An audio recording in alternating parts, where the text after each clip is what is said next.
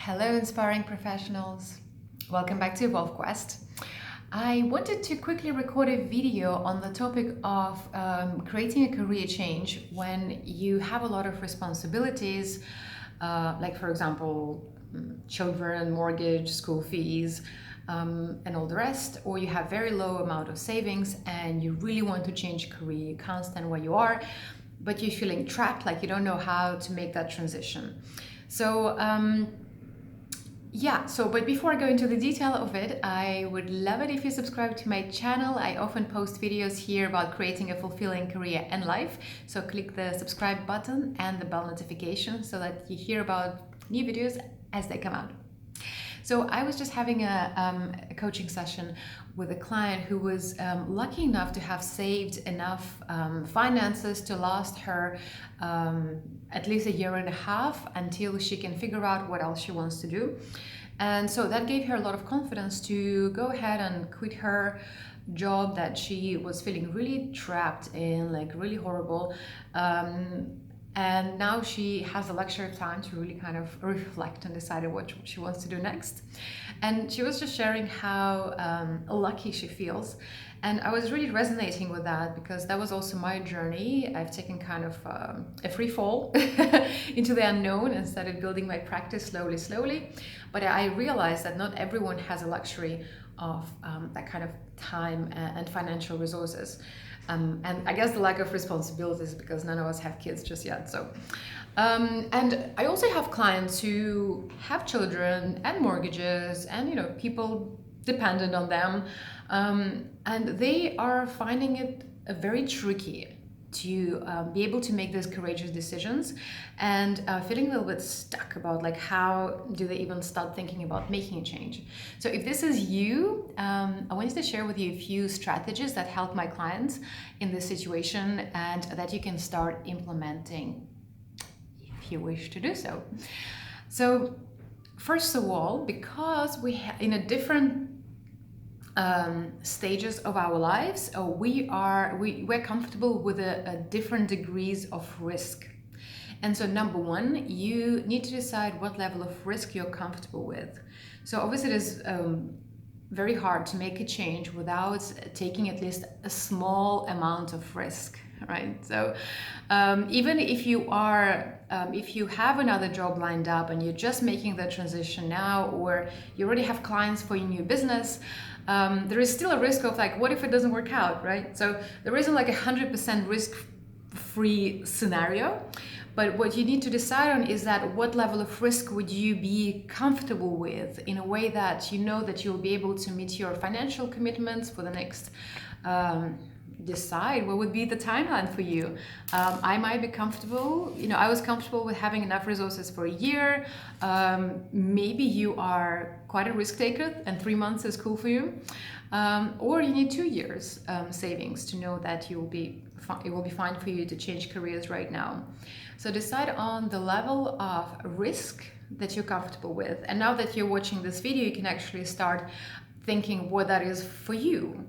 So, the kind of good place to think about this courageously really is that, what if the worst case scenario happened and your project didn't take off, or the job didn't work out and you and you didn't have a job. So what is your strategy then? Do you have a plan?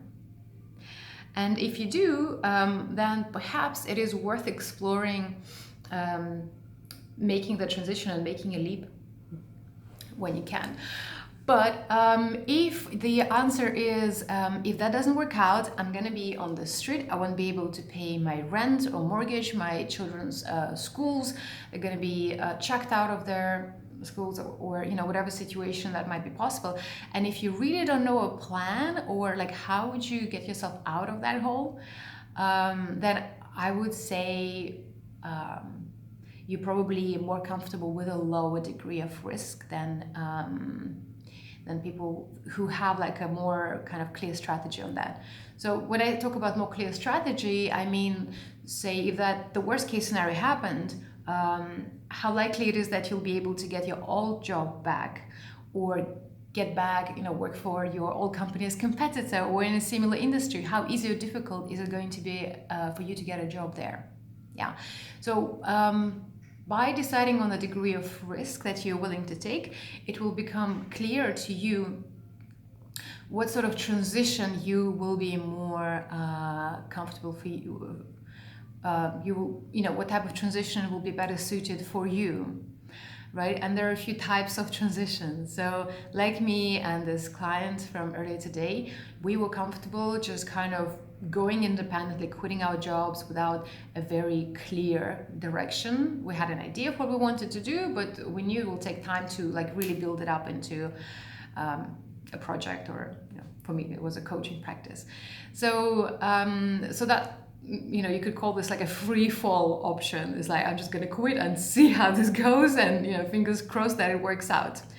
So because we have a quite high risk tolerance in this scenario.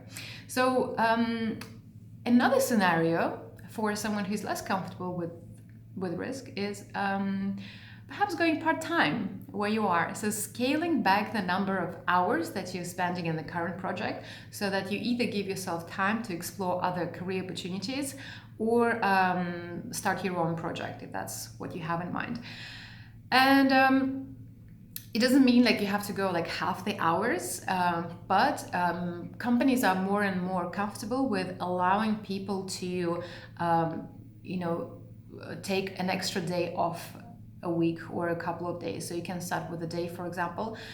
And while some companies, they're still quite conservative about it, others perhaps, in the current times where we're experiencing a lot of economic uncertainty, some companies might be actually welcome the fact that they will be paying you slightly less for less hours. Maybe that means that they can keep another colleague in the company, or they have more resources to pay other members of staff. So this is another option, and again, there's some companies that are very conservative, and you will definitely, you may hear a no. So it's kind of useful to find a way, if you can find this information out. Maybe your colleague just came back from a maternity leave and they asked for some flexibility, and you can find out whether this was well received or not, to know if your company may have options for employees to do that. So taking a day or two off just to focus on your other options is something you can do with your slightly lower risk tolerance in terms of changing career. And yeah, I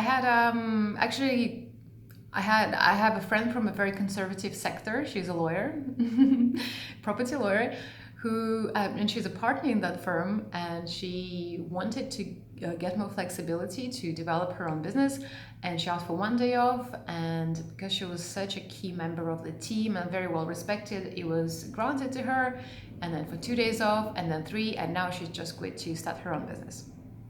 And that's in law, so think about what may be possible in your industry.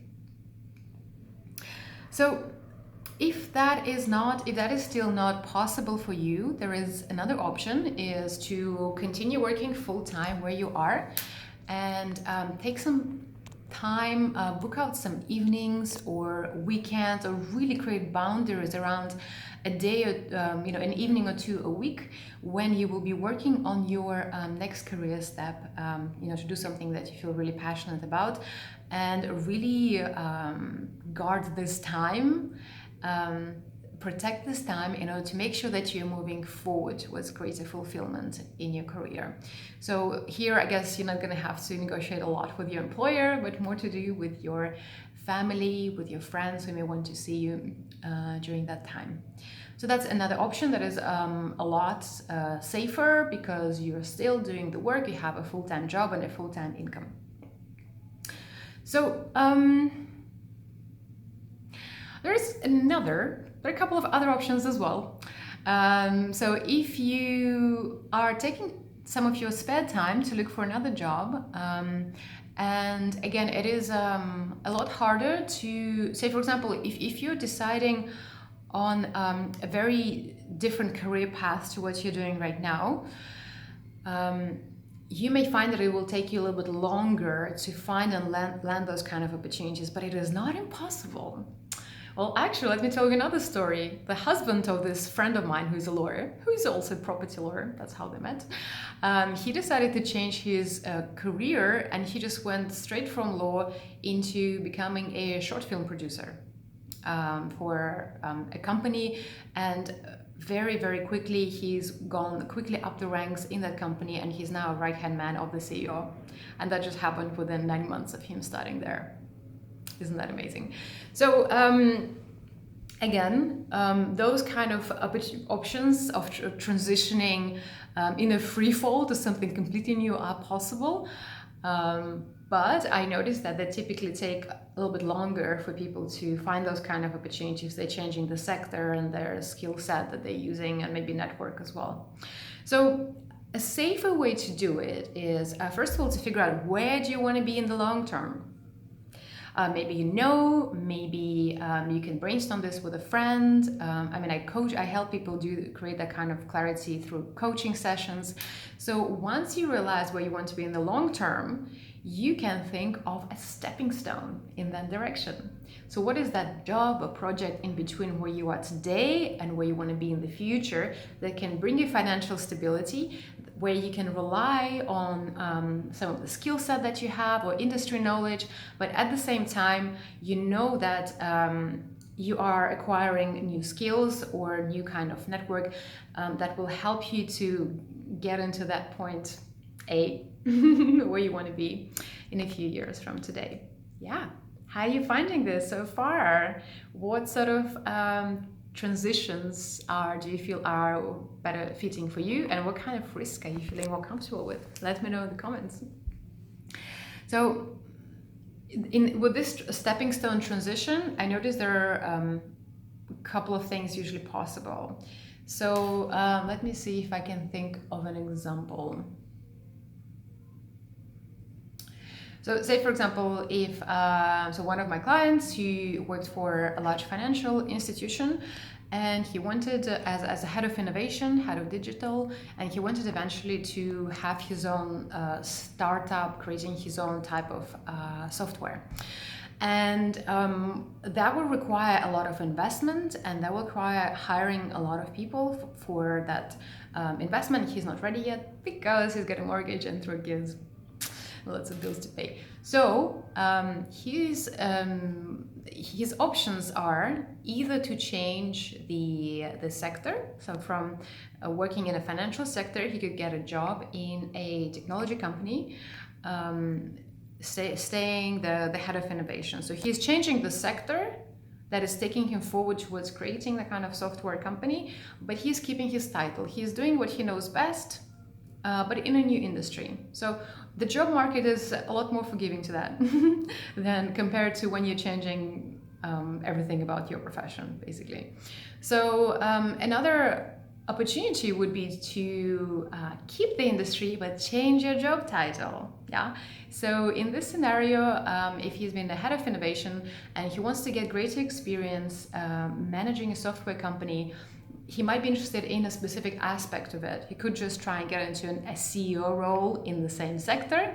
So he could basically, instead of changing the sector, he's changing the job title. And this is what you could try out as well. So when you change the job title, for example, if he understands that in a new role as an entrepreneur, he'll need a lot more commercial experience, then he would apply for jobs in financial services to be in a more kind of sales-related position over what he's doing right now to get that additional exposure. Yeah. Are you following this? Can you see how this is like tick, tick, tick, tick, tick, and getting you to the point where you want to go? Yeah, and by the way, this client, he's actually recently started his own digital transformation agency, where he wants to add this kind of software business on top of that later.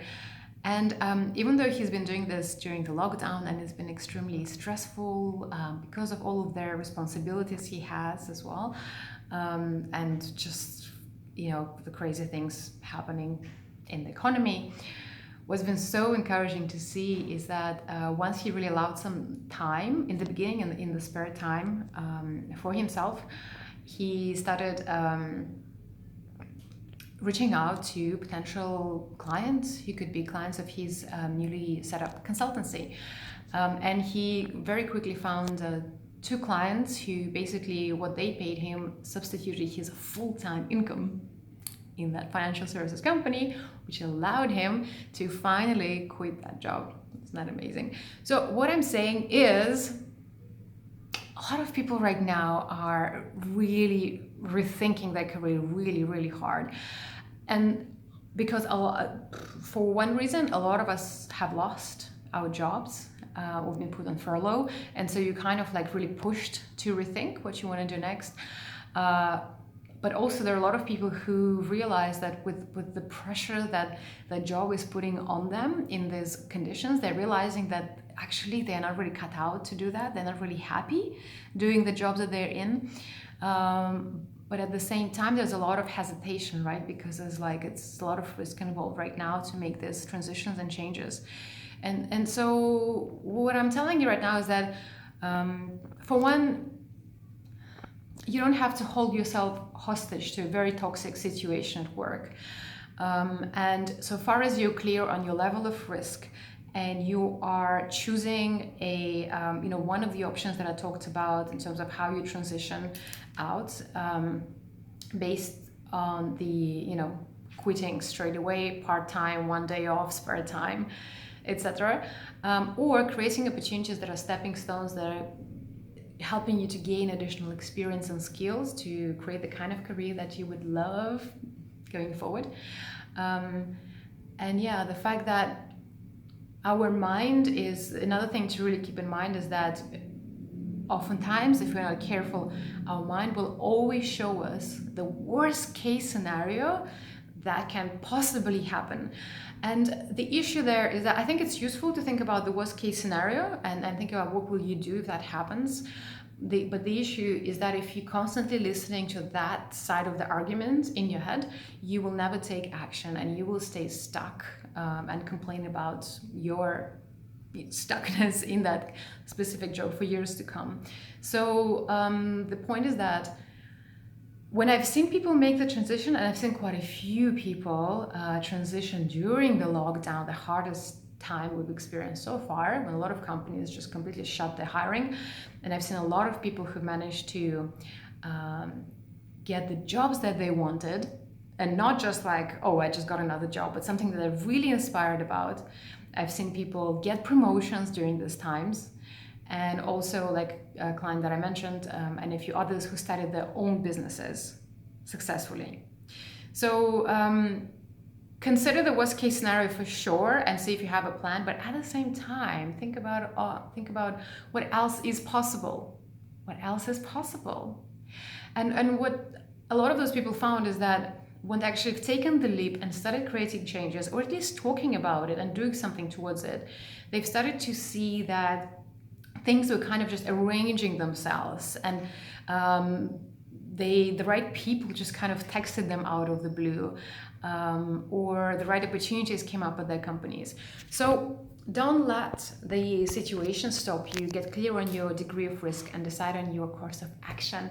Best of luck with it. Let me know in the comments what you think about this advice, this information.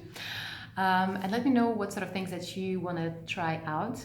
I'm a career coach, so I guide people through this process of creating clarity of where they want to go that's inspiring and fulfilling, and also guide them through the process of making these changes in whichever way they choose to, through helping them to network for a job, to update their branding, interview and negotiate for those opportunities. So if you're interested in coaching with me, you can inquire. I'll leave the email address in the comments below. Catherine@evolvequest.coach. You can email me to see if there's any available spots for one-on-one coaching or group programs. So I'll repeat it, it's Catherine@evolvequest.coach. I'm sorry it's not coming up on the screen because I'm not really in the mood of editing my videos today. So yeah, have a great rest of the week and I'll see you in the next video, and remember to subscribe.